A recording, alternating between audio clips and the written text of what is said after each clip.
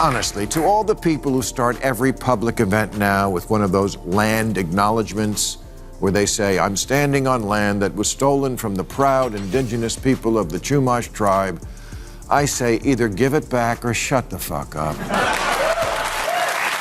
AOC says so many people in this country hate women.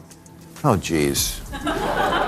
Even the guy at the party who pulls out a guitar is like, way to ruin the fun. He stood on stage, looked the audience straight in the eye, and dropped a bomb. If you really think you're on stolen land, give it back. Or shut up. The crowd burst into applause. No filters, no walking on eggshells, just a blunt call-out aimed right at the crowd that starts every event with a land acknowledgement. You know the type. The ones who open every speech with, "We recognize this land belongs to the Chumash tribe," but then go back to sipping lattes in their million-dollar condos built on that same land. Here's the deal. This wasn't just about some awkward sentence at a conference. It was about hypocrisy. Loud, smug, moral high ground hypocrisy. But to say that women are hated across the board, that's not activism, it's distortion. Now compare that to parts of the Middle East, where women can't drive, can't speak publicly without permission, can't even show their hair in public without risking jail. So when someone stands on a stage in the freest country on earth and paints it as a hellscape for women, you've got to ask, what world is she even talking about? That kind of rhetoric isn't just misleading, it's dangerous. It teaches young girls to see enemies everywhere. It buries progress under piles of outrage. And most importantly, it poisons the very idea of improvement, because how do you fix something that's already painted as completely hateful? If someone truly believes their house sits on stolen land, what's stopping them from handing over the deed? But of course, they don't. Because for them, it's all about the performance, the applause, the digital virtue points. It's like wearing a t-shirt that says justice while stepping over a homeless person. Maher wasn't buying it and he wasn't going to stay quiet anymore. He lit the match and tossed it straight into the echo chamber. By the way, before we continue, don't forget to like this video and subscribe to the channel. It really helps us grow and share more intriguing stories. Now let's continue. Then came the next strike, and this one hit like a slap at a dinner party. Have changed a lot. Democrat Cori Bush tweeted, "This land is stolen land and black people still aren't free." And this was on the 4th of July. Really? Not that I give a shit about the 4th of July. I've never been a rah-rah guy. But I am a perspective guy. And that's what too much of the left has lost, perspective. 72% of black people under 30 are optimistic about their future in America. Way more than white people the same age. And as far as the land goes, yes, I guess we could change the name of Captain America to Captain Stolen Land. And just when you thought it couldn't get more extreme, boom, another politician chimed in, this time on the 4th of July. Instead of fireworks and unity, she tweeted, "This land is stolen land and black people still aren't free." On the day meant to celebrate independence, liberty, and progress, we got a guilt-soaked post dripping with doom. Now here's the wild part. Maher didn't even care much for the 4th of July himself. He's not the flag-waving backyard BBQ type, but what he does care about is perspective. Because here's the truth. A poll showed that 72% of black Americans under 30 actually feel optimistic about their future in America. That's not just higher than their white counterparts, it's a sign of hope, movement, and forward momentum. So when a leader throws out a blanket statement about black people being not free, it doesn't just ignore reality, it erases the voices of those who do believe in their future. That's not progress, that's gaslighting.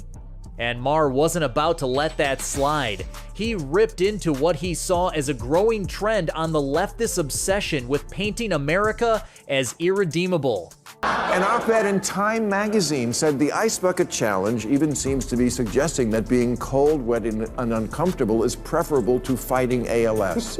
It was suggesting no such thing. What is wrong with this country that so many people can't be happy for anything for even a second? Ice bucket challenge? America is more ready for the can you shit on something good challenge, and yes, we're up to it. Bill Maher's war on the woke crowd isn't dying anytime soon. He just obliterated them for attacking charity work. The woke mob is a ravenous black hole that devours everything, even acts of kindness. And Bill Maher, he's the raging bull that gores woke ideology where it hurts most. I've got all the explosive details, so strap in. This is gonna be a scorching ride. Here in the season of giving, can we at least agree that giving is good? I bring this up because one of the more mind-blowing stories of this year was about the internet celebrity, Mr. Beast, and how he was always getting raked over the coals for a series of charitable endeavors. Now, if you don't know, Mr. Beast is the most successful YouTuber ever with over 38 billion views. Feel old now? Anyway, he takes some of the money made from 38 billion views and plows it back into doing things like, this year, partnering with a group of doctors to provide cataract surgery for 1,000 blind people that restored their eyesight. Cool, huh? Wrong. He filmed their overjoyed reactions, which to many made him a performative altruist. A Washington Post reporter tweeted, "What truly needs curing is society's view of disabled people." And BuzzFeed agreed Mr. Beast seems to regard disability as something that needs to be solved. Not because they want to change it, but because outrage pays attention. He joked, maybe we should rename Captain America to Captain Stolen Land, a punchline with teeth. Because if we keep telling young people their country is broken beyond repair, why would they bother trying to fix it at all? And that's when the gloves really came off. Because Maher wasn't just calling out the tweets, the slogans, or the hashtags, he went after the entire performance, the empty gestures, the symbolic noise dressed up as change. He looked straight at all those people who stand in front of crowds, solemnly acknowledge the indigenous tribes, and then go back to their cozy lives without giving up an inch of land, a dime of income, or a second of comfort. He called it what it is, performative guilt. And here's where it gets sharpy. Didn't just say it's useless, he said it's damaging. Because when you scream about stolen land and historical crimes, but live every day enjoying the benefits of those crimes, what message are you really sending? It's like yelling about climate change from your private jet. The words might sound noble, but they ring hollow. Maher laid it out in simple terms. If you really believe this land was stolen, give it back. If not, then stop using it like a moral fashion accessory. Because this brand of selective outrage doesn't lift anyone up. It just feeds a cycle of endless complaining, zero solutions, and plenty of social media clout.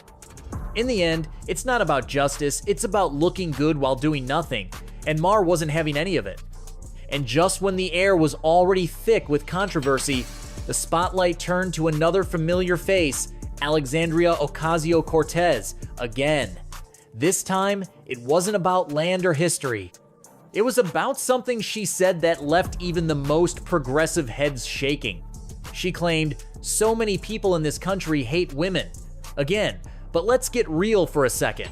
In America, women have freedom, rights, education, careers, power, real power.